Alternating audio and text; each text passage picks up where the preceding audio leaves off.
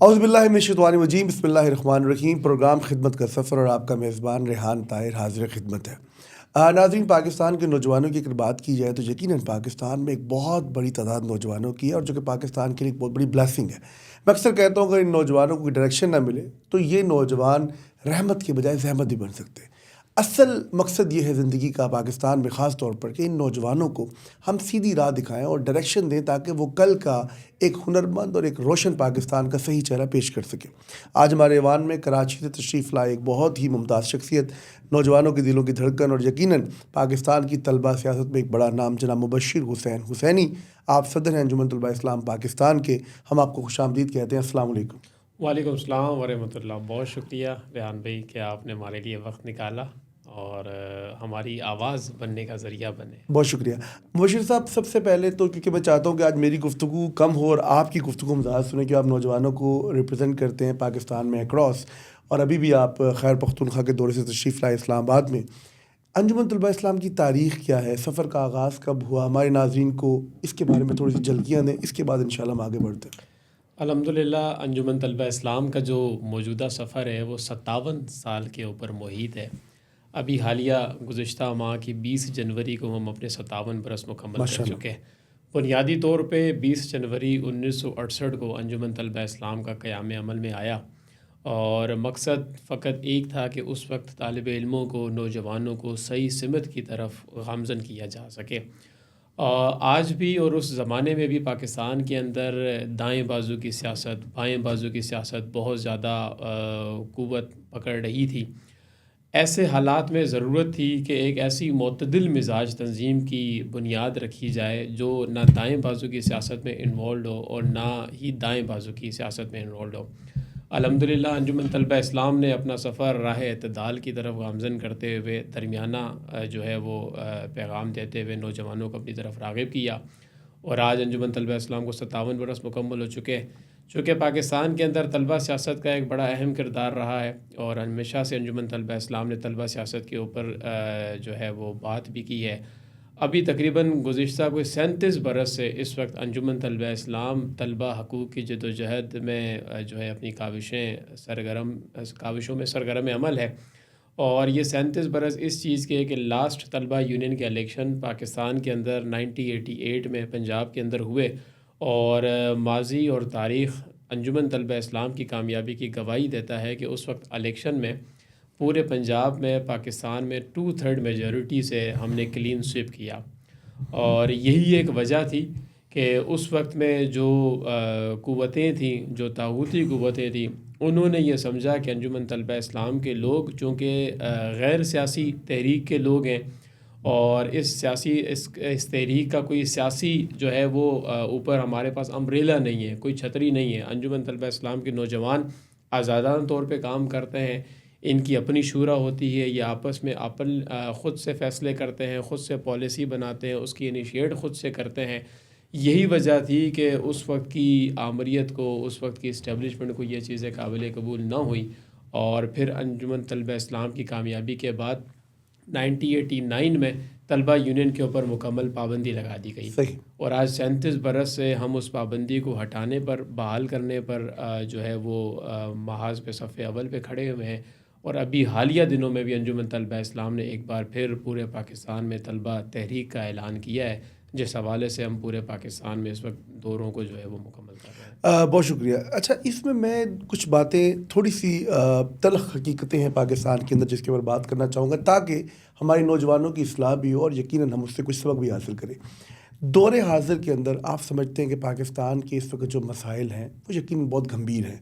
اگر میں ایک نوجوان کو دیکھوں تو پاکستان میں لوگ تو یہ کہتے ہیں کہ شاید ایک بڑی تعداد ملک سے باہر جا رہی ہے، لیکن پاکستان کے اندر بھی نوجوان اپنا مستقبل سیف نہیں سمجھتے۔ الحمدللہ مجھے اور آپ کو تو پیار ہے، ہم تو پاکستان سے پیار کرتے ہیں، لیکن ایک نوجوان جو ہے وہ، چاہے وہ تھرپارکر کا ہو، چاہے وہ جنوبی پنجاب کا ہو، چاہے وہ خیر پختونخوا کا ہو، آج کے دور میں طلبہ شاذ کا کردار کیا وہی کردار، وہی زاویے اور وہی آبجیکٹیوز ہیں جو آج سے 20 سال پہلے تھے یا 30 سال قبل تھے؟ اصل میں طلبہ یونین کے اوپر پابندی کو تقریباً 37 سال مکمل ہو چکے ہیں۔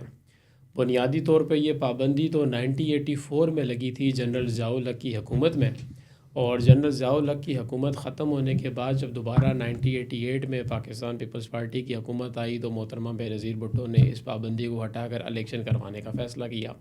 اب 89 میں یہ الیکشنز کا سلسلہ شروع ہوا اور اس بات کو جو ہے وہ طے کیا گیا کہ صوبائی سطح پہ الگ الگ الیکشنز کروائے جائیں گے، پہلے پنجاب میں، پھر سندھ، کے پی کے اور بلوچستان. لیکن پنجاب کے الیکشن ہونے کے بعد اور انجمن طلبہ اسلام کی کامیابی کے بعد اس کو وہیں پر بریک لگا دیا گیا. بنیادی طور پہ بتانے کا مقصد یہ ہے کہ 37 برس ایک بہت بڑا عرصہ ہوتا ہے. یعنی آج کا موجودہ نوجوان طلبہ سیاست سے، طلبہ یونین سے مکمل طور پہ بے خبر ہے. صحیح. اس کو یہ بات معلوم ہی نہیں کہ طلبہ یونین ہوتی کیا ہے، طلبہ یونین کی افادیت کیا ہے. صرف ان نوجوانوں کو یا ان طالب علموں کو طلبہ یونین اور طلبہ سیاست کی افادیت کا معلوم ہے جو کسی نہ کسی طلبہ تنظیم کا حصہ ہے، جو اپنی کاوشیں، اپنی جدوجہد کسی نہ کسی طلبہ تنظیم کے ساتھ کرتے ہیں. تو اس وقت بنیادی طور پہ ضرورت اس امر کی ہے کہ ان تمام نیوٹرل نوجوانوں کو بھی اس پیغام کی طرف لے کر آیا جائے کہ طلبہ سیاست ہی بنیادی طور پہ حقیقی سیاست کی نرسری ہے. بنیادی طور پہ آپ دیکھیں اس وقت ہماری یونیورسٹیز، ہمارے کالجز اس وقت پیشہ ور نوکر پیدا کر رہے ہیں، وہ سیاستدان پیدا نہیں کر رہے. آپ انجینئرنگ یونیورسٹیز میں چلے جائیں، میڈیکل یونیورسٹیز میں چلے جائیں اور بہت سارے شعبوں کی یونیورسٹیز میں آپ دیکھ لیں تو جب ایک نوجوان اپنی تعلیم پورا کرتا ہے، پوری کرنے کے بعد اس کو اپنے روزگار معاش کے لیے یا تو پاکستان میں ہی کہیں نہ کہیں ایڈجسٹ ہونا پڑتا ہے. اگر وہ اچھا ویل سیٹلڈ انسان ہے، لڑکا ہے، نوجوان ہے، تو وہ باہر جانا پریفر کرتا ہے. یعنی ہم اپنے اداروں سے ایک پیشہ ور نوکر تو پیدا کر رہے ہیں، لیکن طلبہ سیاست بینڈ ہونے کی وجہ سے، طلبہ یونین پر پابندی لگنے کی وجہ سے ہم ایک پڑھا لکھا سیاستدان پروڈیوس نہیں کر رہے. اس کی وجہ سے آپ دیکھیں تقریباً کوئی 30 سال سے زائد عرصے سے پاکستان کے اندر موروثیت قائم ہے. اگر کسی کا باپ وزیر اعظم بن گیا تو اب اس کی 7 نسلوں کا ہی حق ہے کہ اس کا پوتا، اس کی پوتی ہی آ کے جو ہے وہ وزیر اعظم کا حقدار ہوگی. اگر کسی کا باپ چاچا وزیر اعلیٰ بن گیا تو اب اسی کے خاندان کا حق ہے. تو جو پڑھے لکھے نوجوان ہیں ان کو کب حق دیا جائے گا؟ بنیادی طور پہ اب یہ نوجوانوں کو سمجھانا ہے کہ یہ پاکستان آپ کا ہے اور آپ اس پاکستان میں صرف نوکری کرنے کے لیے پیدا نہیں ہوئے، آپ کو سیاست میں آنا ہوگا. پہلے طلبہ سیاست سے اصلی سیاست کرنا سیکھنی ہوگی. جب آپ اصل میں سیاست کرنا سیکھیں گے تو پھر جب آپ ایوانوں میں جائیں گے تو پھر آپ اچھے انداز میں پاکستان کے لیے اپنی صلاحیتیں بڑھا بالکل ٹھیک. سکتے ہیں. لیکن دیکھیں میں جو نقطہ جاننا چاہتا ہوں، دیکھیں ہم جب طلبہ سیاست کی بات کرتے ہیں، طلبہ کی تنظیمات بہت زیادہ ہیں. اس میں دیگر تنظیمات کی بھی ہم ذکر کریں تو یقیناً ایک بڑی تعداد ہے پاکستان کے اندر جو مختلف طبقات کے ساتھ بٹی ہوئی ہے اور اپنے کام میں مگن ہے. جہاں پر گیپس ہیں، جہاں پر حکومت جو ہے اپنے وسائل نہ ہونے کی وجہ سے بہت سارے مسائل کا شکار. لیکن کیا کسی طلبہ تنظیم نے آج تک، آپ سمجھتے ہیں کہ سانحہ سیالکوٹ ہو گیا، بچوں کی ایک بہت بڑا مرڈر کا واقعہ ہوا، سانحہ بہاولپور ابھی پچھلے دنوں ہوا، اس کے علاوہ دیگر اگر میں ایک تعداد دیکھوں تو ایک بڑی تعداد ہے ہماری یونیورسٹیز کے اندر جو استحصال کیا جا رہا ہے طلبہ کا، خاص طور پر ایک تو انتظامیہ کی جانب سے، ٹیچرز کی جانب سے، بعض اوقات ان کے پروفیسرز کی جانب سے، اور جس طرح کے واقعات جو بعض اوقات ٹی وی کی نظر بھی آپ کو مختلف سٹوری سامنے ہے. میں نام لینا نہیں چاہتا، لیکن کیا طلبہ تنظیموں نے کوئی ایسی رپورٹ پیش کی؟ کیا حکومت وقت کو کوئی ایسی نظر ثانی کرنے کے لیے کچھ ایسا ان کو ڈاکومنٹس پیش کیا گیا؟ کچھ تو طلبہ سیاست کے نکات ہونے چاہیے کہ جو دور حاضر پہ کوئی بات کر سکیں اور جو حکومت وقت کی توجہ مبذول کروائیں اور وہ مجبور ہو جائیں. آج دیکھیں گہما گہمی میں رکاوٹیں، پریشانیاں تو بہت زیادہ ہیں، لیکن طلبہ سیاست کی جانب سے، طلبہ تنظیموں کی جانب سے ایسے کیا اقدامات کیے گئے جو حکومت کو اس جانب ان کی توجہ کو مبذول کروائیں؟ بہت ساری طلبہ تنظیمیں ریحان بھائی اس حوالے سے اپنا کردار ادا کر رہی ہوتی ہیں، لیکن چونکہ اس وقت طلبہ کا کوئی مجموعی، کوئی مرکزی ایک پلیٹ فارم نہیں ہے جس پر یکسر اور مؤثر آواز بلند کی جا سکے. صحیح. جب علیحدہ علیحدہ طلبہ تنظیم مختلف ایشوز کے اوپر اپنا پیغام یا اپنی آواز بلند کرتی ہے تو وہ اس تنظیم کے دائرۂ کار کے اندر، محدود دائرے کے اندر ہی محدود رہتا ہے. جو اس تنظیم کے لوگ ہوتے ہیں یا اس تنظیم سے محبت کرنے والے دیگر ریلیٹڈ لوگ ہوتے ہیں ان تک پہنچتا ہے. تو ضرورت تو اس امر کی ہے کہ طلبہ کا ایک پلیٹ فارم یعنی کہ یونین کی شکل میں یا اتحاد کی شکل میں ہونا چاہیے، اور وہ یقیناً موجود بھی ہے، لیکن یونین پر پابندی کی وجہ سے، انتخابات نہ ہونے کی وجہ سے وہ غیر فعال ہے، وہ کوئی کردار ادا نہیں کر رہا.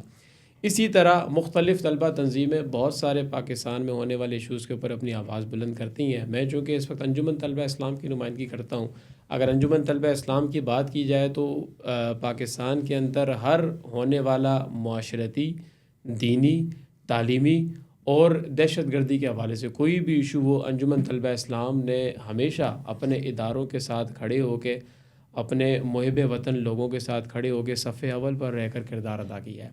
چاہے وہ سانحہ سیالکوٹ ہو، سانحہ بہاولپور ہو، یا اس کے علاوہ اور بہت ساری مذہبی انتہا پسندی کے واقعات آپ دیکھیں پاکستان میں ہوتے ہیں. انجمن طلبہ اسلام نے ہمیشہ نوجوانوں کو معتدل مزاجی کا پیغام دیتے ہوئے اعتدال پسندی کی طرف لے کر آ کے انجمن طلبہ اسلام نے ہر پلیٹ فارم پر اپنا پیغام، اپنی آواز بلند کی ہے، اور الحمدللہ آج بہت سارے نوجوان اس پیغام کے ساتھ مستفید ہو کر انجمن طلبہ اسلام کے زیر سایہ مزید دیگر ایشوز کے اوپر ورکنگ بھی کر رہے ہوتے ہیں اور اپنا اپنا کردار بھی ادا کر رہے ہوتے ہیں. اچھا، آپ تو ماشاءاللہ خود ایک بڑی طلسماتی شخصیت ہیں، جاذب نظر بھی ہیں، لوگ آپ سے پیار بھی کرتے ہیں، نوجوان آپ سے وابستہ بھی ہیں. ایک نوجوان آج کے دور میں پاکستان کی اگر بات کی جائے، چاہے وہ میں اس وقت کیونکہ اپنے ذہن میں اس نوجوان کو لا رہا ہوں جو دور دراز کے علاقوں میں موجود ہے، طلبہ سیاست کی ایسی کیا خوبیاں آپ سمجھتے ہیں کہ وہ کیونکہ اب تو آپ کو پتہ مادہ پرستی کا دور آ چکا ہے نا، لوگ گاڑی کی بنیاد پہ، اچھے کپڑوں کی بنیاد پہ، مال و دولت کی بنیاد پر، کس بنیاد پر جو ہے وہ راغب ہوں طلبہ لیڈرز کی جانب، ان لوگوں کی جانب کہ کیا وہ ان کی رہنمائی کریں گے یا کر سکیں گے یا کر پائیں گے؟ جیسا میں نے آپ کو پہلے بتایا کہ طلبہ سیاست بنیادی طور پہ، حقیقی طور پہ سیاست کی ایک نرسری ہے. اس کی مثال میں یوں دوں گا، جیسے اگر کوئی طالب علم، کوئی نوجوان کسی یونیورسٹی میں پڑھتا ہے اور وہ اپنے اساتذہ سے، وہ مختلف لیکچر سے اس پیشے کی یا اس فیلڈ سے ریلیٹڈ بہت ساری چیزیں سیکھتا ہے. صحیح. اسی طرح اگر کوئی بھی نوجوان طلبہ تنظیم کا حصہ بنتا ہے تو طلبہ تنظیم اس کو اپنے خد و خال کے اندر مرتب کرتے ہوئے معاشرے کے اندر اچھا کردار ادا کرنے کے لیے باقاعدگی سے تیار کرتی ہے. یعنی اگر میں انجمن طلبہ اسلام کی بات کروں تو ہمارا ایک بہت خوبصورت تربیت کا ایک ذریعہ بنا ہوا ہے. انجمن طلبہ اسلام میں جیسے ہی کوئی دوست، کوئی طالب علم شامل ہوتا ہے تو ہم اس کو مختصر بین الاقوامی، بین المذاہب، بین المسالک کی طرح کی کتب کا مطالعہ کرواتے ہیں. نہ صرف مطالعہ، بہت سارے مختلف سیمینارز کا حصہ بنا کے اگر کوئی نوجوان گفتگو کرنے سے گھبراتا ہے تو انجمن طلبہ اسلام یا وہ طلبہ تنظیم جس کا وہ حصہ ہے، وہ چاہتی ہے کہ اس نوجوان کو کسی نہ کسی طریقے سے تیار کر کے معاشرے میں بھیجا جائے تاکہ یہ اپنی بات منوا سکے. اگر میں اپنی مثال دوں، آج سے تقریباً 18 سال پہلے میں 2007 میں انجمن طلبہ اسلام میں شامل ہوا. یعنی اگر میں اپنا ماضی دیکھتا ہوں، 2007 میں شاید میں 4 لوگوں کے آگے اپنا نام بھی نہیں بتا سکتا تھا، کنفیوز ہوتا تھا، مجھے بات کرنے میں گھبراہٹ ہوتی تھی. لیکن جب میں انجمن طلبہ اسلام کا پراپرلی حصہ بنا، مجھے اس نے اپنے تربیتی ڈھانچے میں اس طریقے سے سمایا اور میری تربیت اور میرے قلب و اذہان کو اس طریقے سے منور کیا کہ آج میں بطور مرکزی صدر آپ کے سامنے موجود ہوں. اور نہ صرف 4 لوگ بلکہ بہت سارے ایسے اجتماع ہوئے جہاں 400 لوگوں کے سامنے تقریر کرنی پڑی، نہ صرف 400 بلکہ 4000 لوگوں کے سامنے گفتگو کرنا پڑی. تو ہم نے وہاں پر جا کے اپنی گفتگو بھی کی، اپنی بات منوائی بھی. تو وہ نوجوان جو یہ سمجھتا ہے کہ طلبہ سیاست یا طلبہ تنظیمیں ٹائم پاس ہیں یا ٹائم ضائع کرنے کے لیے بنائی گئی ہیں، میں ان نوجوانوں کو یہ پیغام دینا چاہتا ہوں، ایسا یقیناً نہیں ہے.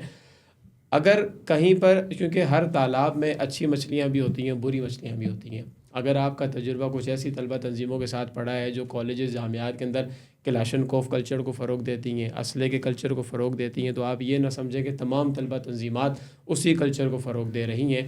انجمن طلبہ اسلام ایک ایسی تنظیم ہے جو کلاشنکوف مردہ آباد اور قلم کتاب زندہ آباد کا نعرہ لگاتی آئی ہے، آج بھی لگا رہی ہے. اچھا، گھر سے مکتب، مکتب سے معاشرہ اور معاشرے میں نظام مصطفیٰ، تو نظام مصطفیٰ کے حصول کے لیے آپ کیا سمجھتے ہیں کہ یہ نوجوان آج کس مقام پہ کھڑے ہیں؟ آج کا نوجوان تو بہت سارے معاملات میں گھرا ہوا ہے، پریشان ہے، اس کو فرسٹریشن، انگزائٹی بہت زیادہ ہے.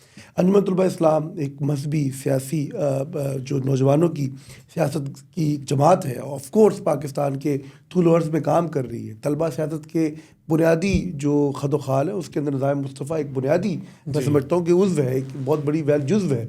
تو اس جزو کو آپ کیسے اچیو کریں گے آج کے اس پرفتن دور میں؟ بنیادی طور پہ یہ سلوگن انجمن طلبہ اسلام نے ہی معاشرے کو دیا، گھر سے مکتب، مکتب سے معاشرہ اور معاشرے سے نظام اقتدار یعنی نظام مصطفیٰ تک۔ اب انجمن طلبہ اسلام اپنے سلوگن کے اوپر مکمل طور پہ کام کرتی ہے۔ اب گھر سے مکتب سے مراد یہ ہے کہ اگر کوئی نوجوان گھر سے مکتب یعنی ادارے کے اندر آ گیا، کالج یونیورسٹی کے اندر، وہ انجمن طلبہ اسلام کا حصہ بنے گا۔ انجمن طلبہ اسلام اس کو اپنے پوری تربیتی ڈھانچوں میں اس کو تیار کرے گی۔ جب تیار کرے گی اس کو باقاعدگی سے ایک لیڈر بنائے گی، یعنی کہ وہ دیگر نوجوانوں کو، ان پسے ہوئے مظلوم نوجوانوں کو قیادت کرنے کے لیے تیار کیا جائے گا۔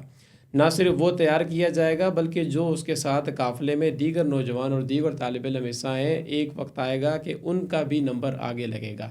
یعنی انجمن طلبہ اسلام کا جیسے ایک بڑا خوبصورت اصول ہے کہ ہماری قیادت ہر سال چینج ہوتی ہے۔ اب آپ دیکھیں 57 برس سے انجمن طلبہ اسلام معاشرے کو ایک پروڈکشن دے رہی ہے۔ ہر سال کوئی نہ کوئی نیا لیڈر، نیا صدر آتا ہے، وہ اپنی صلاحیتیں بروئے کار لا کے پھر معاشرے میں ایک اچھے انداز میں اپنا کردار ادا کرنے کے لیے کہیں نہ کہیں ایڈجسٹ ہو جاتا ہے۔ اب گھر سے مکتب میں ہم نے انجمن طلبہ اسلام کی شکل میں بہت خوبصورت لوگ دے دیے۔ اسی طرح مکتب سے معاشرہ، یعنی جب مکتب میں اس نے بہت ساری چیزیں سیکھ لیں، تربیت حاصل کر لی، تو معاشرے میں وہ اپنی صلاحیتوں کو بروئے کار لا کے اس کو فائدہ دے گا۔ وہ کیسے دے سکتا ہے؟ آج پاکستان میں بہت ساری سماجی تنظیمات موجود ہیں جن کا تعلق انجمن طلبہ اسلام سے ہے، جس کو چلانے والے انجمن طلبہ اسلام کے لوگ موجود ہیں۔ انہوں نے معاشرے میں جا کے ان مظلوم اور پسے ہوئے طبقے کو اٹھایا، ان کو سہارا دیا۔ پھر وہ کسی بھی شکل میں آپ دیکھ لیں، المصطفیٰ ویلفیئر سوسائٹی کی شکل میں دیکھ لیں، مصطفی تحریک کی شکل میں دیکھ لیں، مسلم ایڈس کی شکل میں دیکھ لیں، اسی طرح ایسی بہت ساری تنظیمیں موجود ہیں جو جس کے اندر انجمن طلبہ اسلام کے باصلاحیت لوگ اپنا اپنا کردار ادا کر رہے ہیں اور معاشرے میں ایک سماجی انقلاب برپا کرنے کی تگدو کر رہے ہیں۔ اب معاشرے میں ہم نے اپنے لوگ دے دیے، معاشرے میں وہ ڈیلیور کرنے کو تیار بھی ہیں اور ڈیلیور کر بھی رہے ہیں۔ اب معاشرے سے نظام مصطفیٰ تک کا سفر ہم نے طے کرنا ہے۔ بہت سارے ایسے نوجوان طلبہ سیاست میں انجمن طلبہ اسلام تیار کرتی ہے جو یہ سمجھتی ہے کہ شاید ہمارا جو منزل ہے وہ نظام اقتدار یا نظام مصطفیٰ بآسانی اچیو کر سکتے ہیں۔ اسی طرح پھر ہمارے بہت سارے لوگ پاکستان کے اندر موجود دیگر سیاسی جماعتوں کا حصہ بنتے ہیں۔ جب وہ سیاسی جماعتوں کا حصہ بنتے ہیں تو اب یہاں پر یہ سوال بنتا ہے کہ جی دیگر سیاسی جماعتوں کے رنگ کے اندر تو وہ خود رنگ جاتے ہوں گے، لیکن ایسا نہیں ہے۔ انجمن طلبہ اسلام کی تربیت کا نظام اتنا خوبصورت اور اتنا مضبوط ہے کہ جب وہ نوجوان یا جب وہ ہمارا دوست کسی سیاسی جماعت کا حصہ بنتا ہے، انجمن طلبہ اسلام سے فراغت حاصل کرنے کے بعد، انجمن طلبہ اسلام نے اپنی عمر طالب علمی کا دور مکمل کرنے کے بعد، تو وہاں پر جا کے ان دیگر رنگوں کو اپنے رنگ میں بدلنے کی کوشش کرتا ہے۔ اس کی بہت خوبصورت مثال میں آپ کو دوں گا۔ آج سے کچھ سال پہلے جب پنجاب اسمبلی کے اندر ہمارے لوگوں نے ایک بہت خوبصورت قرارداد پیش کی۔ پنجاب اسمبلی کے اندر جتنے بھی اجلاسز ہوتے تھے، تلاوت کلام پاک کے بعد ڈائریکٹ اسمبلی کا سیشن شروع ہوتا تھا۔ ہمارے سیالکوٹ سے ایک دوست ہیں طاہر ہندلی صاحب، اس کے علاوہ قصور چانگا مانگا سے چودھری اشفاق میو صاحب۔ ان دوستوں نے جب طالب علمی کا دور مکمل کیا، انجمن طلبہ اسلام سے رفاقت نامہ حاصل کیا، تو پھر یہ ایک سیاسی جماعت کا حصہ بن گئے۔ سیاسی جماعت کا حصہ بننے کے بعد وہ اس ٹکٹ پر الیکشن لڑے، الیکشن جیتے، اور جب اسمبلی کا پہلا سیشن ہوا تو تلاوت کے بعد جب اسمبلی کی کارروائی کا آغاز ہونا تھا تو انہوں نے کھڑے ہو کے فوراً یہ قرارداد پیش کروائی اور منظور کروائی کہ تلاوت کے بعد نعت رسول مقبول صلی اللہ علیہ وسلم پڑھی جائے، یعنی آقا کریم صلی اللہ علیہ وسلم کی بھی مدح سرائی کی جائے۔ دین اس کے بعد آپ دیکھیں ایک سیکولر جماعت سے بننے والے ٹکٹ ہولڈر ہمارے ایم پی ایز نے اتنی خوبصورت تبدیلی لے کر آئے، اور نہ صرف وہ تبدیلی پنجاب اسمبلی تک رہی، پھر اس کو کاپی کیا گیا قومی اسمبلی اور دیگر اسمبلیوں کے اندر۔ تو اس طریقے سے چھوٹے چھوٹے ذریعے ہوتے ہیں انجمن طلبہ اسلام کے لوگ دیگر جماعتوں کے حصہ بن کے کسی نہ کسی طریقے سے نظام مصطفیٰ صلی اللہ علیہ وسلم کی جدوجہد کر رہے ہوتے ہیں۔ ماشاءاللہ جی، یہی چراغ جلیں گے تو روشنی ہوگی، اور یقیناً میں سمجھتا ہوں کہ پاکستان کے ایسے نوجوان، اور ہمارا مقصد بھی یہ تھا کہ ایسی گفتگو کو سامنے لایا جائے کہ آج کے دور میں، آج کے پرفتن دور میں کچھ لوگ ہیں جو چراغ جلا رہے ہیں، کچھ لوگ ہیں جو لوگوں کے لیے روشنی کا سامان بنے ہوئے ہیں، کچھ لوگ ہیں جو پاکستانیت کی بات کرتے ہیں، اپنے امت مسلمہ کے ایک ہونے کی بات کرتے ہیں، اور رسول اللہ صلی اللہ علیہ وآلہ وسلم کی شریعت کے مطابق لوگوں کو، اپنے نوجوانوں کو زندگی گزارنے کی دعوت بھی دیتے ہیں۔ تو انشاءاللہ پاکستان انہی نوجوانوں کے ساتھ آگے بڑھے گا اور مستحکم بھی ہوگا اور اور روشن بھی ہوگا۔ اگلے ایک پروگرام کے لیے اپنے میزبان کو اجازت دیجیے، انشاءاللہ جلد آپ سے ایک نئے پروگرام کے ساتھ ملاقات ہوگی۔ اللہ نگہبان۔